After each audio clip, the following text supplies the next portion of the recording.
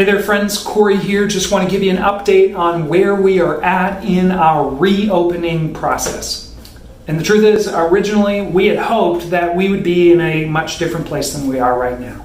We hoped we'd be able to meet again together as a large group on Sunday mornings, all together, but we can't. And there are a number of reasons for that. But I want to begin by saying that this is hard. And this is frustrating, and I get that we all have a deep desire to be together again. However, at this point, that's simply not possible. So we're going to continue doing what we've been doing, meeting in our house gatherings, doing outdoor viewing parties, and we're going to keep looking for ways to improve that online experience so that we can keep talking about the life and love of Jesus and inspiring you to live and love like him. Now, the reason for this has to do with the uptick in numbers that we've seen here in Kent County. We just simply can't guarantee a safe space for everyone if we met as a large group at the Cobblestone Event Center. The cleaning protocols we'd have to follow, the requirements we'd need to follow, no singing, no children's ministry area, and strict bathroom usage protocols. I mean, we just can't provide the experience together that we're all desiring and still at the same time care for our most vulnerable people. And as a Jesus follower and as a church organization, caring for the most vulnerable is one of our greatest concerns. Now, I understand that for some of you, this is great news and it's comforting and you're happy to hear it. And that for others of you, you find this frustrating and you just don't understand why. And if that's you, I want to encourage you, please email me and we can chat about all that goes into these decisions that have been made by our leadership. But for now, we're going to continue postponing our large in-person Sunday morning gathering. But that doesn't mean that church is canceled. And it doesn't mean that this church is closing down. Not at all. In fact, we've still been growing steadily. And church is still very much happening. As you gather as a house gathering, church is happening. As you get together to worship and to learn together and to pray for one another, church is happening. Every time you gather together and serve the people around you, church is happening. Every time we learn to live and love like Jesus together, it's happening. And the truth is, Jesus didn't need a building to build his church in the first century, and I don't think we need one now. In fact, our church has never been centered on a particular building. We started in a seldom used classroom in the back of another church. We met on the back deck of our old apartment. We used to meet in the coffee area where you're seeing some of these new worship videos we're filming be created. We met at a coffee shop in Caledonia. And of course we met at the Cobblestone Event Center. But all the while, God has grown this church from what used to be just a handful of families to everything it is today. And I'm confident that he's going to continue to use us to invite people to learn about the love of Jesus and to learn to live like him too. Now, life right now is filled with a lot of grief and sadness for a lot of people. And so this weekend, we're going to give honest expression to some of that very human experience.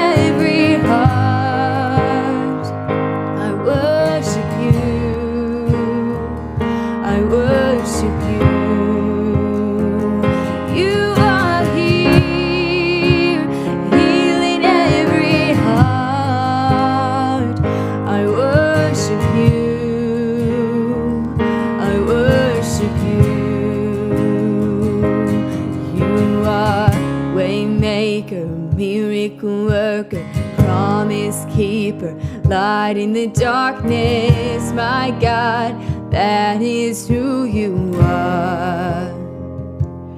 You are waymaker, miracle worker, promise keeper, light in the darkness, my God, that is who you are.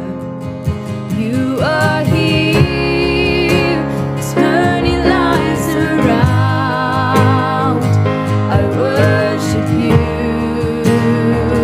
I worship you. You are here, mending every heart. I worship you, I worship you. You are waymaker, miracle worker, promise keeper, light in the darkness, my God, that is who you are. You are waymaker, miracle worker, promise keeper, light in the darkness, my God, that is who you are. That is who you are. That is who you are. That is who you are.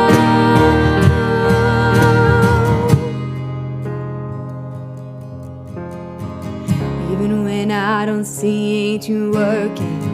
Even when I don't feel it, you're working. You never stop working. You never stop working.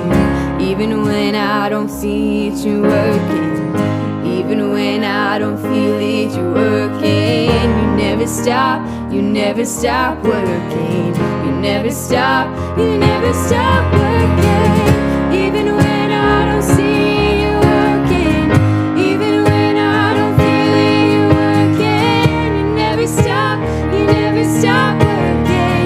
never stop working. Even when I don't see you working, even when I don't feel it, you're working. You never stop working. You never stop. You are waymaker, miracle worker, promise keeper, light in the darkness, my God, that is who you are. Waymaker, miracle worker, promise keeper, light in the darkness, my God, that is who you are. That is who you are. That is who you are. That is who you are. That is who you are.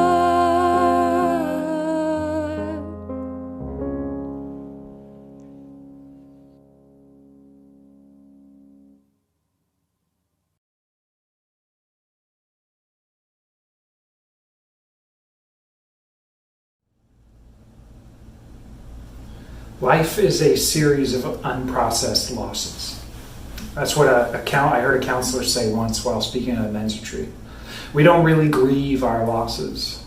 Dr. Ron Needham, who was my counseling professor in seminary, he used to say that there's something about North American culture that just doesn't do grief very well. We don't deal with it. We try to move on too quickly or self-medicate or make someone out to be the enemy that we can lash out at. His primary example was sort of the way that we're moving away from having funerals and visitations and viewing the deceased body and the burial. And we've moved away from those physical experiences that force us to come to terms with the reality of death and grief. And we sort of moved towards in favor of celebration of life services and a public announcement with no visitation or viewing. I mean, last year, while walking through death with a family and helping them process, I heard the eldest son say that he didn't want to see his mother's body because that's just not how he wanted to remember her. Needham's point was that we often try to move on from grief sadness, those negative feelings that sort of make us uncomfortable, and we move on too quickly without dealing with them. We just don't process our losses. Another way we try to avoid those feelings of grief is by self-medicating. We drink, we smoke, we retreat into some other unhealthy habit in order to dispel the feelings that make us uncomfortable with ourselves. We maybe take up gambling or excessive TV watching, or we become consumed with some other activity. Why? To avoid processing our losses. We move on. We medicate. We also love to make someone out to be the enemy, get ourselves someone to lash out at, often because we don't know exactly what to do with our grief and our deep sadness. We grasp for someone to blame, someone to hate, someone to be angry with or mad at. This is going on all around us right now because we refuse to process our losses together. As a community, we are tearing each other apart. We are turning political health crisis into public health crisis into political shell games. We're turning racial injustice into opportunities to claim moral superiority and finger wagging and pointing. We turn marriage fault lines into spousal fault finding. Instead of talking about our grief, we make someone out to be the enemy. We don't grieve very good at all. It's interesting. I mean, have you ever noticed this? You ever notice how often you start sentences by saying, I just feel like, but then you never actually talk about how you feel? I just feel like Trump ought to, fill in the blank. I just feel like the governor is, fill in the blank. I just feel like people who want to express their, you fill it in. I just feel like we should be able to, or I just feel like God, if he was real, he would actually, we do it all the time. We start sentences with, I just feel. And then we never actually talk about how we feel. Because we're not good at grieving. And I get it. I'm a solutions guy. I'm with you. I'm a you got a problem, let me help you fix it guy. I don't want to dwell on those sort of negative thoughts, those icky feelings. I'm just as uncomfortable with them often as everyone else. I'd rather be solutions oriented. I'm just like you. I often try to move on or medicate or make someone else out to be the enemy. But here's what I've been starting to wonder lately. I've been starting to wonder, is it possible that some of our deepest personal problems and some of our most contentious interpersonal problems, is it possible that they're actually a direct result of our inability to process our losses? I mean, what if we could figure out how to grieve goodly?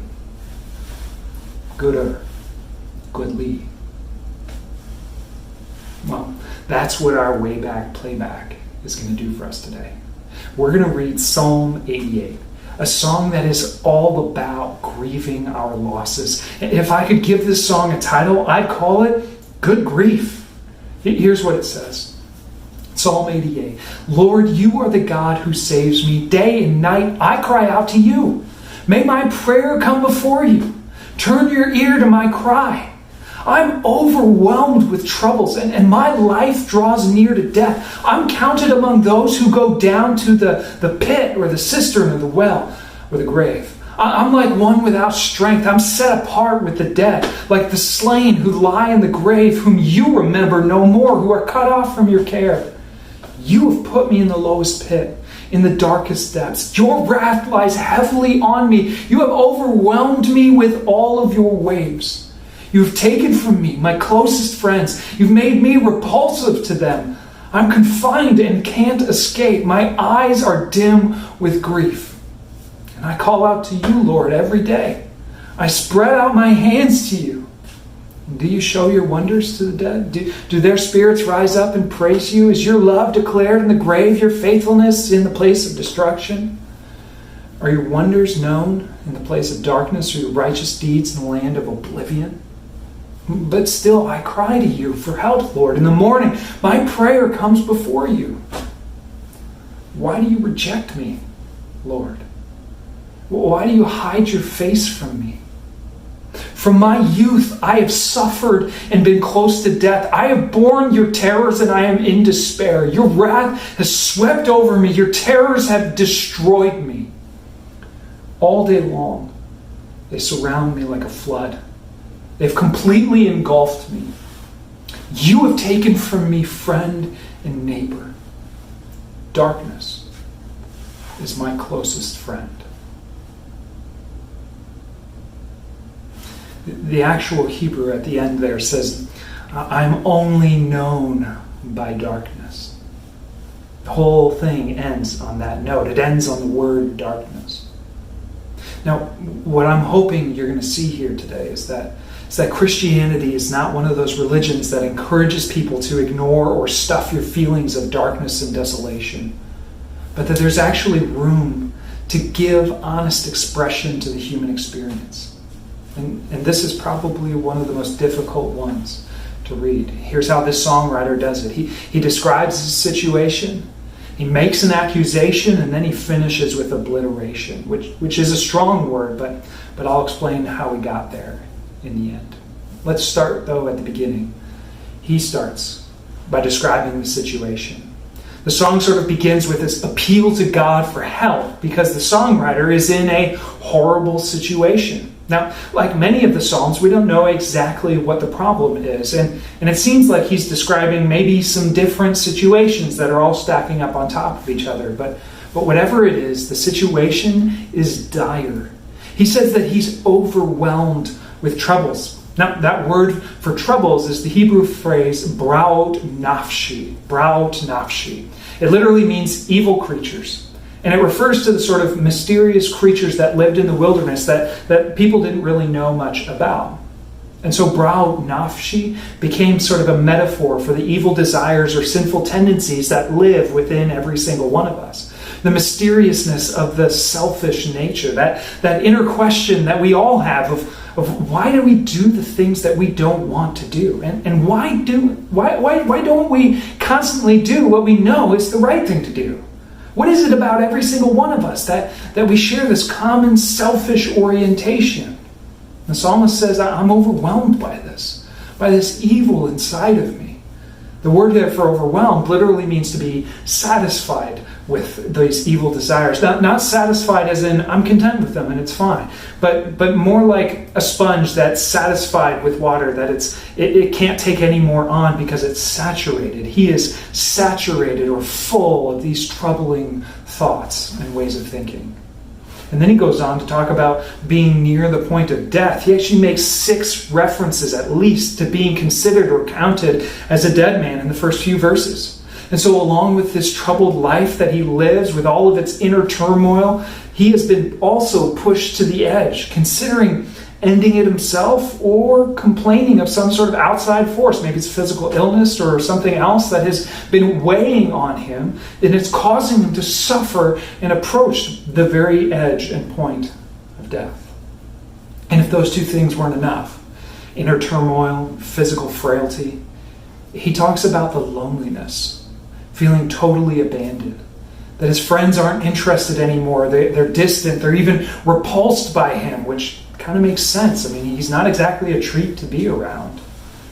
The picture then is that for all of these reasons and more, he feels isolated, like he's at the bottom of a deep well, and he's ready to give up that things will ever get better. He's ready to give up and be consumed by his sorrow. And for this poet, this isn't an isolated incident. In fact, he says this has been going on since his youth, that he's been terrorized by these things since his youth, which is kind of interesting. I mean, look at that phrase in verse 15. From my youth I have borne your terrors, and I'm in despair. That's what leads us to the second thing I want you to see, not just the situation, but the accusation. He blames God for all of his trouble. He blames God the whole way through this. And he says some pretty gutsy things. I mean, he says, you put me in the lowest pit. Your wrath is what lies heavily on me. I'm overwhelmed by your waves. You have taken my closest friends away. You have made me repulsive to them. You reject me. You hide your face from me. I've suffered your terrors. Your wrath has swept over me. All day long, your wrath surrounds me like a flood. You have taken from me my loved ones and my neighbor. This is all your fault, God. Everything that I'm fighting fighting against. All of these dark feelings and these thoughts are your fault. All of these troubles I'm experiencing that have got me feeling trapped in the bottom of the well, you put me here and you aren't doing anything about it. Are you going to let me suffer this much destruction and then just simply die? Some loving and faithful and miracle-working God you are.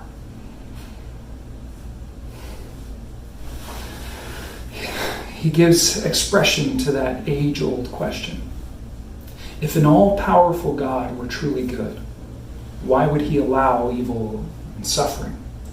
Either he's not actually able to stop it, and therefore he's not all-powerful, or he is able to stop it, and he chooses not to, which means he's not truly good. The psalmist rails against God, accusing him of being the ultimate cause for all of his trouble. And then finally, he gets to the third piece of this song, the obliteration. Obliterate is such a good word. It's not just a breaking or a neutralizing or a smashing. It is a word of intensity. In Hebrew, there are different forms of verbs called tenses. In English, we have tenses too. We have a past tense, present tense, and a future tense. So that means that the same word put in a different tense carries different meaning, right? I mean, I did go, I am going, I will go. Past, present, future. Now, Hebrew has more than just 3 tenses, which means one word could mean a lot of different things. And one of those tenses is called the PL, and the PL is the intensifier. It turns its verb into an insanely more intense version of the original word. And this psalm is filled with these tenses. It's filled with this language that's so intense that actually our English translations kind of sanitize it. For example, in verse 16, he says that your terrors have destroyed me. And the Hebrew word there is simply the word for silence, for destroyed. Your terrors have silenced me, but it's in the PL form, which means that it's not just your terrors have silenced or destroyed me, but it's that your terrors have obliterated my hope and my will to go on in life. In other words, I haven't just been physically wounded by what's going on. I am utterly destroyed and ruined. I have no hope for the future, no hope that things will ever change. And as a result, I have no will to go on in life. Verse 7 is actually even more intense. He says that because of all the trouble that God has allowed in his life, he has been overwhelmed by all of your waves. In other words, atrocity after atrocity after atrocity has hit me in life like waves against a breaker. And the word behind the word overwhelmed is actually the word ana. Now, it normally means to be afflicted or oppressed, but in the PL, it literally means to be raped, to be violently violated. In other words, he's saying, this life has not just overwhelmed me, this life has violated me to the point of objectification. I don't even feel human anymore. I'm just the universe's plaything, and the game seems to be my suffering. I'm completely out of control of my own life. I'm like a rag doll being tossed around in a tornado. Absolutely obliterated. And then it ends with perhaps the worst of it all. I'm alone. Which might be one of the most horrible things about personal suffering, right? The feeling of being isolated and distant, misunderstood, completely alone. He says, you've taken everything and everyone from me. Only darkness knows me. And that's where it ends. There is no turn. There's no statement of faith or trust. There is no, but I will remember what you've done for me in the past, and I'll wake up tomorrow and be better. There's none of that. It ends with darkness. Only darkness knows me. I'm completely alone. Which is kind of hard for me to leave alone. I mean, do you feel what I feel right now? Do you feel the pull to just fix it, to make a suggestion, to try and help, to find a solution for the songwriter? I mean, do you feel the pull to maybe to move on? As soon as Corey's done with this message, I'm going to try to find something happy to talk about because I don't like what I'm feeling right now. Do you feel the need to medicate, to distract with humor, to crack a joke, to crack a beer, or to disappear into your phone? Do you want to start making somebody your own enemy in this? I don't like how much Corey talked about that such intense things on a Sunday morning. Do you feel the pull to pull out of this moment with the psalmist?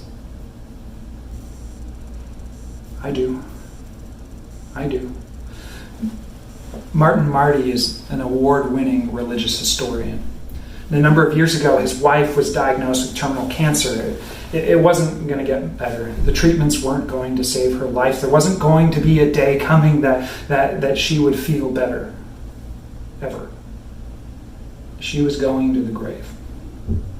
And each night, Martin would sit with his wife, and together they would read a psalm. But when they got to Psalm 88, he skipped it. And he began reading Psalm 89 instead. I will sing of the Lord's great love forever, because he didn't think that he or she could possibly bear to read Psalm 88. But he didn't get past the first line of 89 before his wife stopped him and said, "Don't skip it. I need these ones the most. I need these ones. The ones that give honest expression to human experience. Even when that experience is depression and desolation and destruction. Even when that experience is regret and pain and personal turmoil. Even when that experience is deep and profound loneliness, I need these ones the most. These ones that honor the reality of my human experience. That some days don't get better. Some illnesses don't get healed. Some parts of your life that you wish God would take away, because why wouldn't he take it away? And he doesn't. That's what this psalm gives honest expression to. And I need these kinds the most. The kind that acknowledges the lowest of your low points, the rock bottoms, and even death itself. The kind that refuse to move on or to medicate or to make someone else the enemy, and instead lay it at God's feet. The kind that grieve goodly.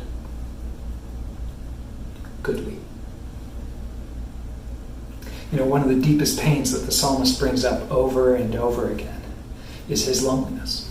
In fact, being isolated and alone drives so much of the grief in this psalm. I think it's pretty powerful. Then, as he describes and expresses his experience of loneliness, I think it's amazing that he didn't realize the gift he was giving. Because of his willingness to sort of pen his lonely experience, every person who shares that experience, reading the psalm, gets to know, I'm not alone. You're not alone. You're not alone when you suffer inner turmoil. You're not alone when you suffer dark thoughts of ending it all. You're not alone when you experience life tossing you around like a raging sea, violently violating you till you no longer feel human. You're not alone. And when you pray and things don't change, you're not alone. And I know that doesn't fix it. And it doesn't change it. But it's true. When you are in the absolute pit of life, ready to die, you need to know you're not alone.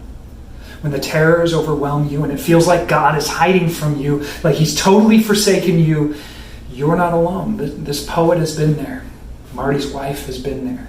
Countless others have been there. The thing I think is so good about the Christian faith is that God has been there too.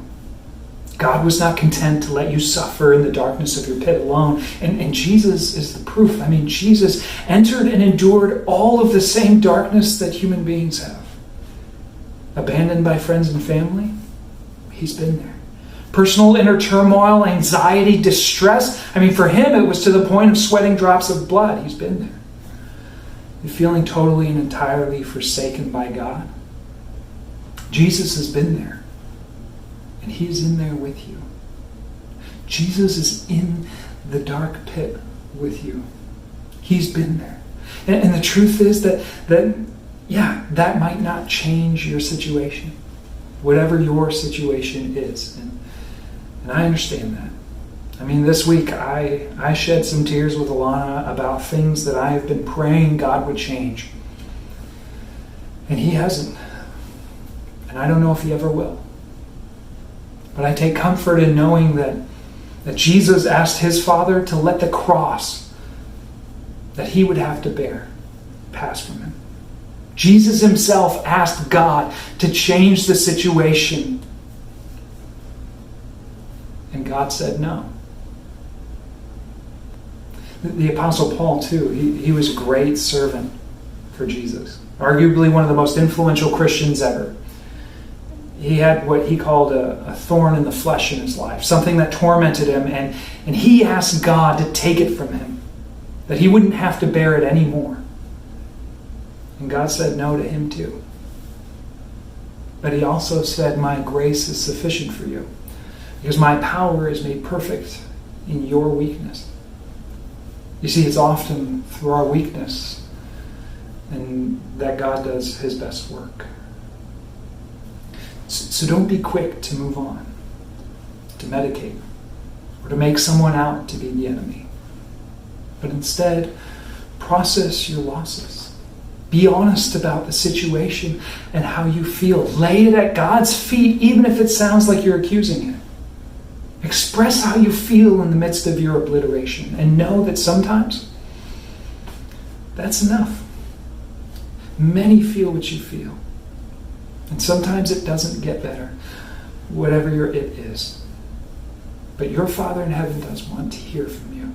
And when you are tempted to believe that you are completely and entirely alone, know that God is with you. He has been there, and he's in there with you. Jesus is the proof.